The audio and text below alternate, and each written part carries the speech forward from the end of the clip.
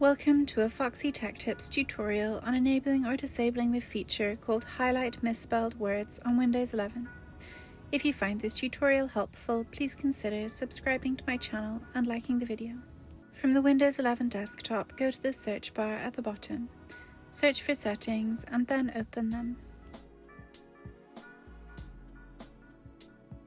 In Settings, select Time and Language from the left sidebar. From there, select Typing. In Typing Settings, you'll see the option called Highlight Misspelled Words. You can use the toggle to enable or disable that feature. And that draws an end to this tutorial.